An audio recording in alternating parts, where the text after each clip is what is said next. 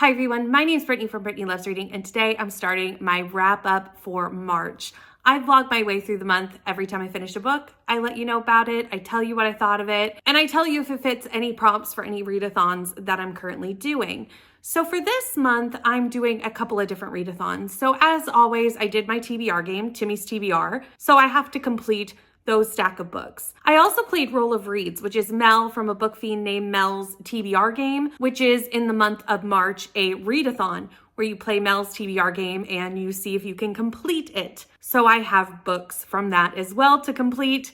And then I'm also participating in Realmathon. So Realmathon is hosted by Covers with Cassidy, and I am on Team Shadow. So I am very loosely participating in Realmathon. I'm reading all the books that I have to read for Timmy's and Roll of Reads and video content, and I'm just seeing how I can attack or defend with those books. So I'm not going too hardcore, like picking books that will give me the most amount of points. I'm just finishing a book, seeing if it can get me more attack points or defend points, and then I'm submitting it thusly. I know a lot of people do Realmathon that way, so that's how I'm doing it, and I've already finished a book. And that book was Jackal by Aaron E. Adams. This book was on Timmy's TBR as a one-word title. So I have finished already a Timmy's TBR book. Considering how large the Timmy's TBR stack is this month, I'm very happy about that. For this, I also attacked with Realmathon for 22 attack points, and that's what this has done for various readathons. For this book, I ended up giving it a 4-star. A lot of people told me that the ending was not their favorite of this book, but I actually really liked the ending. And there's some reasons for that I obviously cannot get into, because as this is a horror thriller, the ending definitely would be spoilers, and I don't put spoilers in these wrap-ups. But the reason behind it is that I am interested in the subject matter to which the twist is related to, so therefore I enjoyed the twist. That's as much as I can get into it here. But I can see why people maybe didn't like the twist. It was definitely strange and weird, and normally I don't like strange and weird, but in this case, there was an interest, a past interest that linked into the twist that I did enjoy. Anyway, this book follows Liz. Liz goes home to her hometown. She was one of the very few Black girls in her school. She's from one of the very few Black families in this town. It's a very white town. It is predominantly a white town. She goes home. She is there for her friend Mel's wedding. She is watching her friend Mel's daughter, turns around at the wedding, and Caroline disappears. Liz obviously feels horrible that this has happened, loves Caroline very much, and starts kind of looking into where Caroline has gone and starts investigating. And this opens up Liz to a whole slew of girls that have gone missing, all of them Black girls, one every year for very many years. Liz starts looking into this and investigating, and so much happens. I feel like the author did such a fabulous job in bringing us into Liz's thought processes and really giving us a look into how Liz felt throughout this book, in her past, in her present. We have past timelines where she actually knew a girl in her high school that disappeared, and she was actually near her and seen her the night she disappeared. So she has all these little instances of being connected to what has happened, but on the periphery. And we see the racism that Liz comes up against, not just in relation to these cases, which obviously there is a lot in relation to the cases, but also just from her mother living in this town and people terrorizing her mother in this town and people being upset that her mother is a doctor and doing well. And the commentary in this book was excellent, and I really did enjoy this book very much. 4 stars, and I would definitely read another book by the author. I don't know if the author has published anything since Jackal, so I need to look into that. This week is a pretty busy week for me for reading books, so you will see me a couple of times through this week. Tomorrow, I'm reading Ice Planet all day. So you'll see me next when I finish the couple of Ice Planet books that I need to read with Leandra on sprints all day tomorrow. And then for the rest of the week, I'm actually filming a vlog for Realmathon where I am reading books with the word shadow in the title for Team Shadow. Makes sense. So I will wrap those up when I finish all 3, like I did in last month's video, and tell you what they kind of count for various readathons, etc. But this is my first book of March, and I think we have definitely started out on a high note. Yesterday, I had all day Ice Planet Barbarian sprints. We did read 2 of them, and the first one was Barbarian's Redemption. I'm not going to go too in depth about Ice Planet books because I've been talking about them for well over a year, but but this book is Beck and Ellie's book. And I do want to preface this with a bit of a trigger warning, content warning situation. Ellie is a human that was actually captured before some of our other humans were captured and brought to the ice planet, and has been in captivity for 10 years. So this does deal with a lot of trauma around that. So I do just want to preface that if you're going into this book. Beck is not my favorite alien. We've met Beck many a time, and I have never really loved Beck. This made him a little bit better in my mind, but not a lot. This one I gave 3 stars. It's middle of the road for me in the Ice Planet books. I feel like some things were handled really well, some things not so much, and that's how we got here. This one, however, got me a lot of points for defending for Realmathon. I ended up getting 27 defense points for Team Shadow with this book, so even though it wasn't my favorite Ice Planet, it did a lot of good things for Realmathon. This was also a Timmy's TBR book for the prompt of no A and or the in the title. I ended up having to complete this prompt twice because it was a doubles prompt, and I used both barbarian books to fill the prompts equally, so you'll see this for both books. And for Bookemon, I ended up using this to get my Moon Rock, which was the prompt of had an alien in it, which obviously Ice Planet does. The second Ice Planet we read was Barbarian's Lady. This one was Kate and Herrick's book. This started off rough. It started off real rough. The first hour of this sprint, we were very concerned. There were some things about body image for Kate that were just not super well done in the first part of this book. However, once something happens with these characters and they end up being together and we see a little bit more of Herrick in this book, I really did like this. I really did enjoy the later 75% of this book. So it was just the first 25% I didn't love. And I could take Kate or leave her. To be honest, this wasn't why I loved this book. Kate was just fine, but I really did love Herrick. He is going to be up there in some of my favorite aliens. I ended up giving this 4 stars with all of that in mind. It did fill that prompt for Timmy's TBR, which, might I add, we are only on the 4th day of the month and I've already finished 3 Timmy's TBR books. So even though the Timmy's TBR stack is quite large this month, she's chunky. I feel like I'm getting through them really quickly, which is very exciting. I also used this book to defend for Team Shadow and ended up getting 17 defense points for this book, so not as much as the other one, but it still did some good work. And I ended up using this to get my flashlight for Bookemon for bright cover, because I really do feel like this cover is super bright and enticing. That being said, I have to jump into this week's vlog. I've already started, but I had to take a day off to read Ice Planet. So now I'm going to keep reading books with shadows in the title, and I will chat with you when I'm finished filming that vlog. So last week I ended up vlogging for the whole week, reading books with shadow in the title. I ended up reading 3. One of them was on Kindle. So let's break it down. Let's see what I kind of thought about them really quickly, highlights, lowlights, and also what I use them for various readathons. So the first book I read last week was Sanctuary of the Shadow by Aurora Asher. This book ended up getting 2 stars.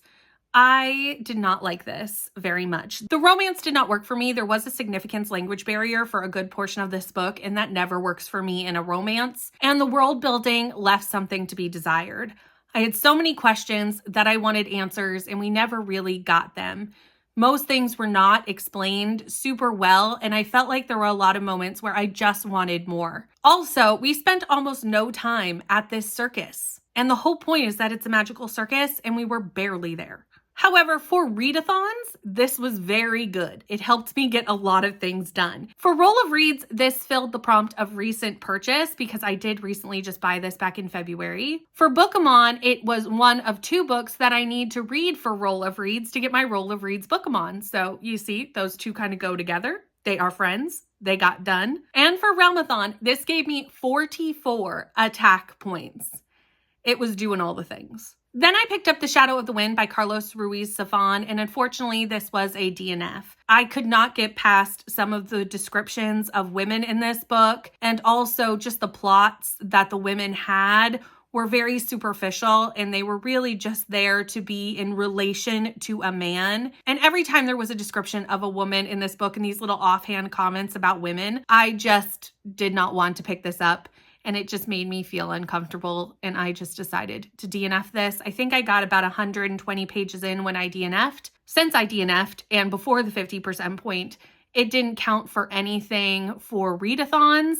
However, it did end up being for the prompt of Timmy's TBR for historical fiction. And DNFing does still fulfill that for Timmy's because it does get it off my TBR. The last book I read was Of Mist and Shadow by Jenna Wolfhart. I actually really liked this book. This is a fae fantasy romance. I will say there's very little romance in this book. It is very political. I'm assuming the series is fantasy romance, which is why it's classified as that. But in this book, the romance is just a teeny tiny part of this book. It's much more political, which is probably why I liked it so much. I ended up giving this 4 stars and had a really good time with it. And I'm glad that I picked it up, and I'm going to continue with the series. For Bookemon, this gave me my hand buzzer. So check, got that one. And for Realmathon, this gave me 42 attack points. Again, this week was big scoring books for Realmathon. But that is everything I read last week. This week, I'm working on a challenge vlog, and I'm currently in the middle of filming that, where I let Libby choose my reads for the week. So any Libby holds that come in, I am accepting them and I am reading them. I cannot deliver later. I have to read what is coming in. So I don't even really know what I'm going to be reading next week because Libby has all the control and I have relinquished it to Libby and past me because I did put the books on hold at some point. So I will check in with you when I'm done filming that vlog because I don't even know what's going to be in it. But hopefully Libby's kind to me and gives me good books. Fingers crossed. It is the end of another week and I let Libby choose my reads for last week. That vlog is out there if you want more information, but I did end up reading 3 books this week, and let's dive into what they got for me for readathons, what I gave them for star ratings, and all that good stuff. The first book I read was Fractal Noise. This is the prequel to Asleep at a Sea of Stars, which I gave 5 stars to a couple of years ago. I really did like that sci-fi book. This prequel I gave 4 stars, and to be honest, I think you would only care about this prequel if you had read the first book. I don't see the point of starting here and then going to Sleep in a Sea of Stars, because you won't care about what's happening in here if you don't have that context. This is a walking book. There's a lot of internal dialogue and not much plotting happening, so keep that in mind. For Bookemon, this ended up giving me my Christmas tree for my seasonal Bookemon, which is actually the last prompt I needed for that. So that is done. And that prompt was, I believe, for a sparkly cover. Now, I will say, this is not that sparkly, although it is a little bit here around this like reddish spot, but the hardback is sparkly. It's a sparkly hardback, which is actually probably how I'm going to display it on my shelves anyway, because I don't love this cover for obvious reasons. If you know, you know, this cover's not great because of, you know, the drama around the cover. So I'm probably going to take the cover off anyway and display it without the cover. For Realmathon, I actually got 30 attack points for this book, so it did some good stuff. Then I read Iron Widow and also gave this 4 stars. In a lot of ways, this was a 5-star book, and then in a couple ways, it just fell a little short for me. But I still overall love this book. That's how it got to be 4 stars. The character work and the commentary and the writing, 5 stars. Every time we go into a battle, it would lose me a little bit, and that's how I got to my 4-star rating. But I did really love this book overall and will definitely be continuing with the series when the second book comes out. For Bookemon, I ended up using this to get my cute potion, which was for Zoologist Rec. And then for Realmathon, I ended up getting 16 defense points with this book. Lastly, we have Emily Eternal by M.G. Whedon. This is a book that ends up following an AI at a college. She really is a living person at this college, but she's an artificial consciousness. It started off really, really good following this thoughts of AI, and I was really intrigued in being in Emily's head and experiencing life from Emily's point of view. Then the book went off the rails in the end, not necessarily in a bad way, but it did too much too quickly. And I think it was just trying to do way too many things in such a small book. I ended up giving it 3.5 stars, so I did still like it, mostly because I was really just intrigued in this AI concept and how disturbing it was. I feel like at this current time of life where AI is such a big discussion, this book and books like it are really interesting to read.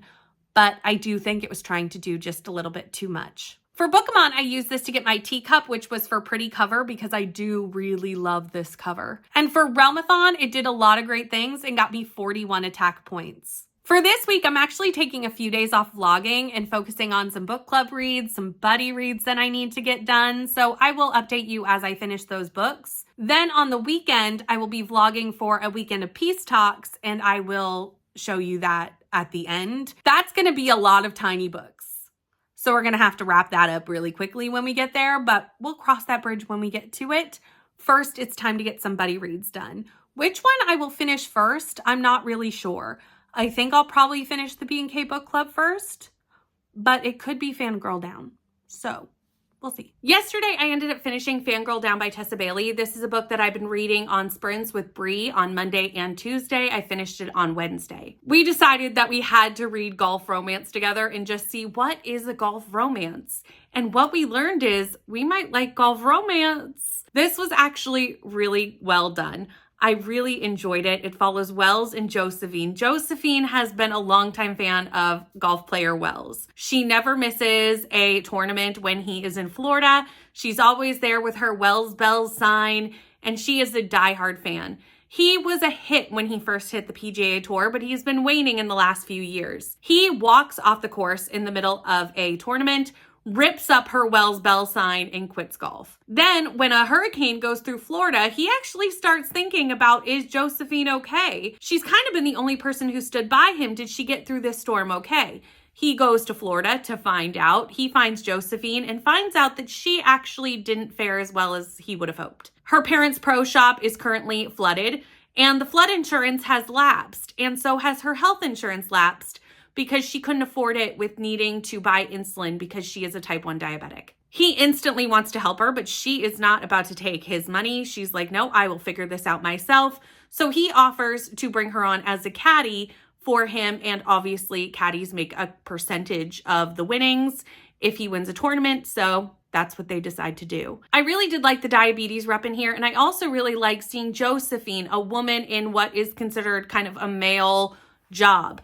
You know, the caddies are always men on the PGA Tour. You don't see women in that job very often. So I love seeing us flip the script and seeing like even the little girls and things looking up to Josephine and her kind of breaking into that as a female in that industry.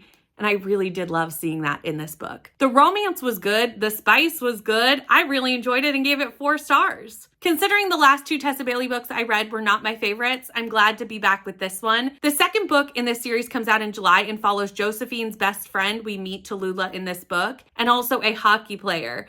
So that is going to be exciting because I do love a hockey romance. I definitely have that pre-ordered, and I'm excited to continue with Tessa Bailey's version of sports romance. Now let's look into what this did for me for readathons. For Bookemon, I ended up getting my monthly chicken book. Every month we have to read a book that has black, white, orange, or yellow. This has black, white, and yellow.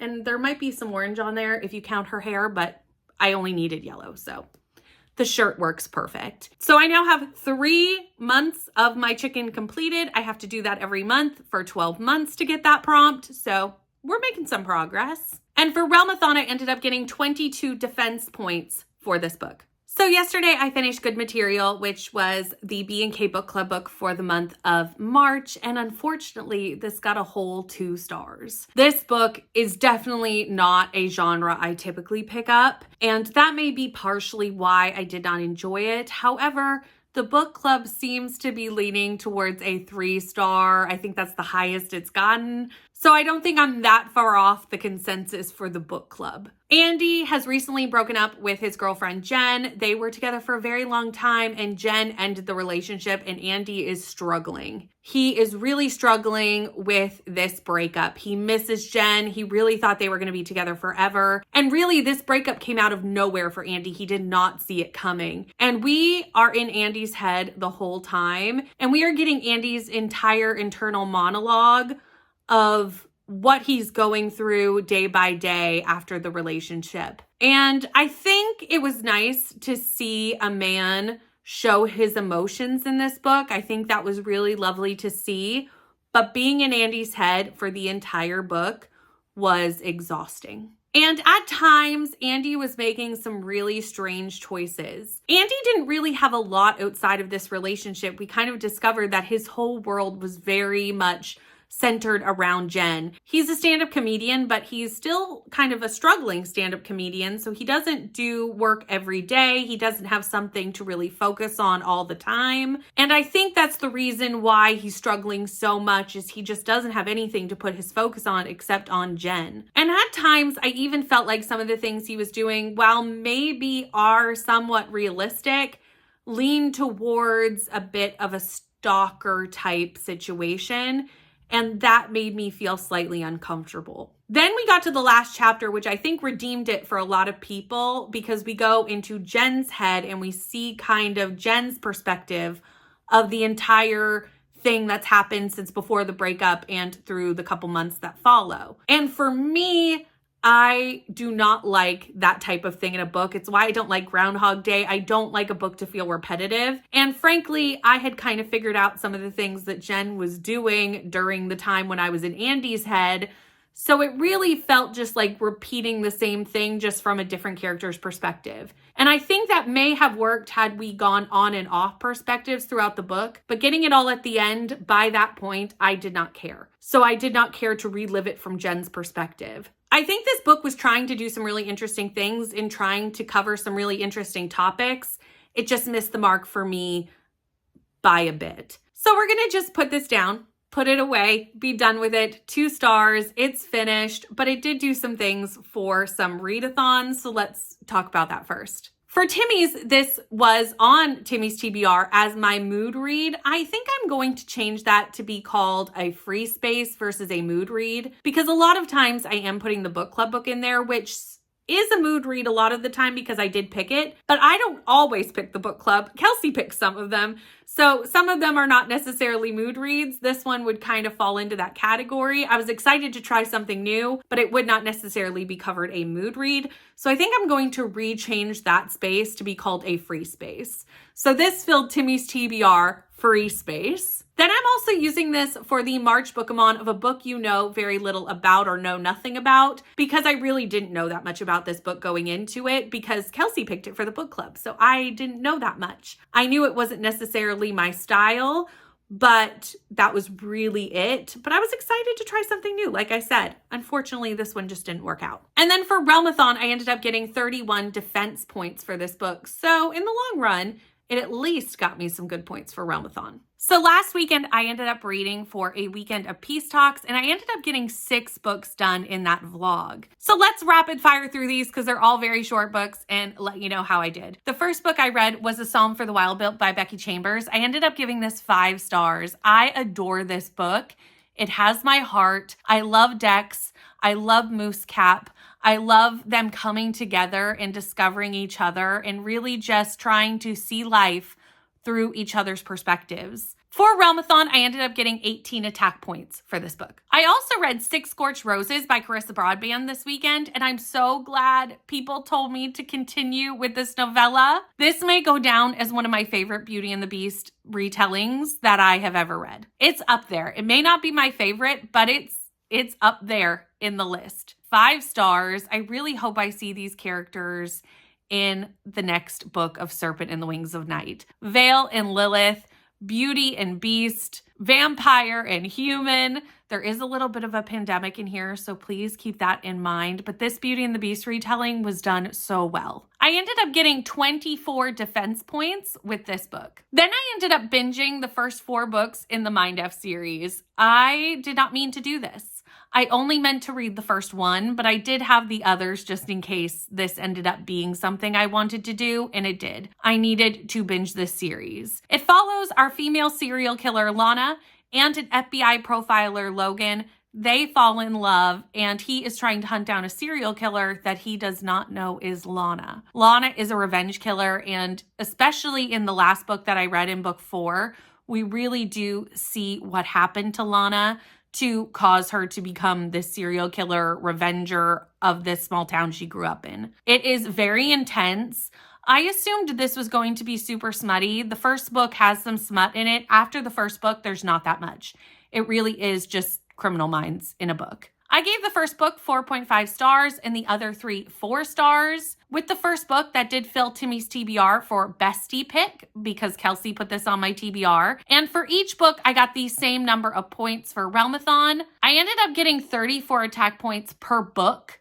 This did a lot of great things. This is going to be a pretty quick wrap-up update because yesterday I did finish The Dragon Reborn by Robert Jordan. And I can't really tell you much about this because it is the 3rd book in Wheel of Time. So there's nothing I can really tell you because it would spoil so many things. But I can tell you that this is my favorite in the series so far. I gave this 5 stars. For a almost 700-page book, I did not want to put this down. I forced myself all month because I wasn't vlogging it and I needed to vlog things. But every time I picked it up, I just wanted to keep reading. I was having such a fun time being with these characters and seeing what they were going through and really seeing things come together in this world. I think one of the reasons I loved this book so much was how it was written.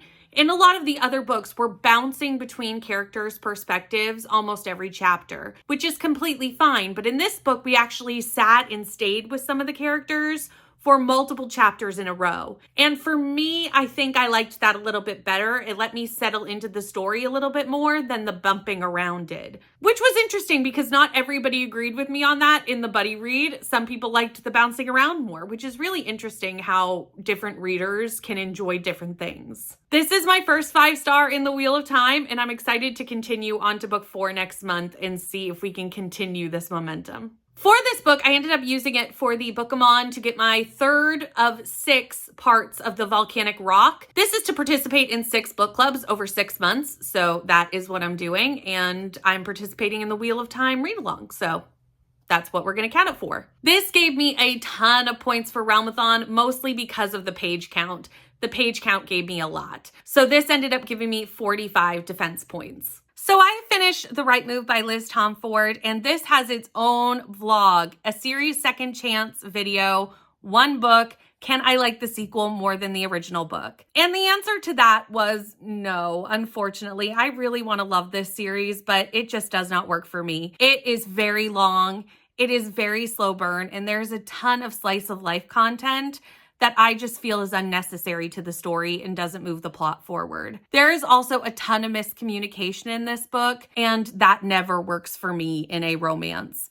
This one, though, was a journey because I did really like the first 30% of this book. The banter between Ryan and Indy, who are our main characters, was really good at the beginning. However, it kind of turned to miscommunication as the book went on, and again, not my favorite. If you don't know, this is a series of sports romances. The first one is a hockey player and the flight attendant on the team plane. This one follows another flight attendant, Indy, the best friend of our main character in the first book, and Ryan Shea, who is the twin brother of our main character in the first book. Ryan is the best basketball player on the NBA team, and Indy ends up moving in with him because she needs a place to stay, and Stevie, her best friend, asks her brother to help her out. We've got forced proximity. We've got only one bed trope. We do have a lot of great tropes in this book, but for all the reasons I said before, this ended up not really working for me, and I gave it 2.5 stars. For Timmy's TBR, it fulfilled bestie pick because Rainey put this on my TBR, and for Realmathon, it got me 39 defense points. I don't know how we've gotten here, but it is April 1st, everyone. So that means it's time to finish up this wrap-up vlog. But last weekend, I ended up actually reading a ton of Stuff Your Kindle Day books. So let's break down those first, and then we'll go into this month's stats. The first book I read was Ginger Kisses. This book was a workplace fake dating romance. Hillary and Jeremy both work in a fertility clinic as scientists. Hillary is actually Jeremy's superior, and Hillary's husband is actually getting remarried to her sister. That drama seems to have played out in the past. We don't really see that drama that much in the book, but Hillary does not want to go to this wedding alone. So Jeremy, who is her friend and coworker, offers to go with her. This is a 98-page book. The romance is pretty quick. The smut was pretty good. I had a good time with it. 4 stars. It did not get me a ton of points for Realmathon though, because it was small. I ended up getting 8 attack points for Realmathon. And for Bookemon, I ended up getting my aunt, which was to read a book under 100 pages. The next book I read was Alice the Dagger, which is an Alice in Wonderland retelling where Alice is actually living in the human world, but that still has some magical creatures in it as well. She is an assassin for a vampire. She meets a white rabbit who takes her to the land of fairy. She finds out she is not actually half fae, half human like she thought, but is a full-blooded fae and actually the princess of the land of fairy. Her parents were actually killed by the Queen of Hearts, and the Queen of Hearts has been ruling this land ever since, and the rebellion wants to overthrow the queen and needs Alice's help to do it. This was very much just a book that I read. It was very middle of the road. I think there were too many magical creatures in it and it was a bit too over the top. I think you can kind of get away with that with an Alice in Wonderland retelling, but this was still too much. For Realmathon, it gave me 29 attack points. And for Bookemon, I felt like it was just perfect to use this to get my dagger since it's called Alice the Dagger, which is a book with a weapon on the cover. Cupcakes, Trinkets, and Other Deadly Magic is actually a paranormal cozy mystery that follows Jade. Jade works in a bakery. She owns the bakery. Her family are witches, and she has some magic, but not very much. All of a sudden, a vampire and some werewolves show up at her bakery. They can't get in because it's warded, and she's very concerned about why they're there. Turns out there's a bunch of murders going on, mostly to werewolves and vampires, and they're trying to figure out who is doing these murders, and it is connected to Jade's trinkets that she makes. Jade can feel magic in things, and she can make trinkets. And that is what the murders are somehow connected to her trinkets, so they think she's the one murdering people. They quickly realize it's not her, but Jade needs to get to the bottom of how her magic is attached to these murders. I really did have a good time with this series. The mystery was kind of obvious, but like that's kind of common in cozy, so I didn't mind that so much. I ended up giving this 4 stars, and I definitely will be continuing with this series. For Bookemon, I didn't get anything with this, but I did get 20 attack points for Realmathon. And the last Stuff Your Kindle Day book I read during that vlog was Cinderella. This is a trans retelling of Cinderella. I really loved the rep in this book.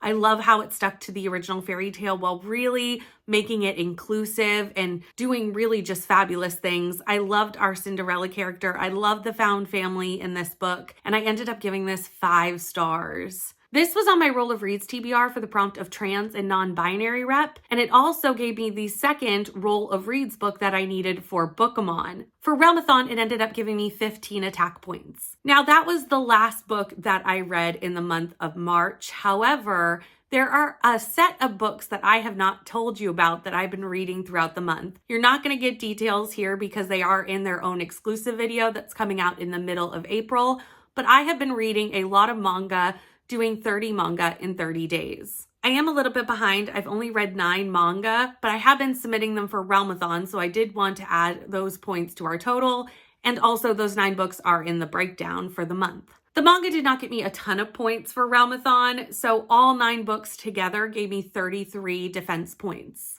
Now let's get into our breakdown for the month of March. That is all that I read, but it actually worked out to be a ton of books this month at 31 books, which broken down gave me 7,866 pages. My best book of the month was actually a bit hard to pick because I had some great 5-star reads this month, but I think I'm going to go with 6 Scorched Roses by Carissa Broadband. I really enjoyed this Beauty and the Beast retelling, so here it is, best book of the month. That's what we're going to go with. My worst book of the month ended up being the B&K Book Club book for this month, Good Material by Dolly Alderton. I did not enjoy this book. I only had a couple of 2 stars, so there wasn't that many options for my worst book. But of all my 2-star reads, this was my least enjoyable read of the bunch. But that is the end of this March wrap up. Thank you so much for following me through the month.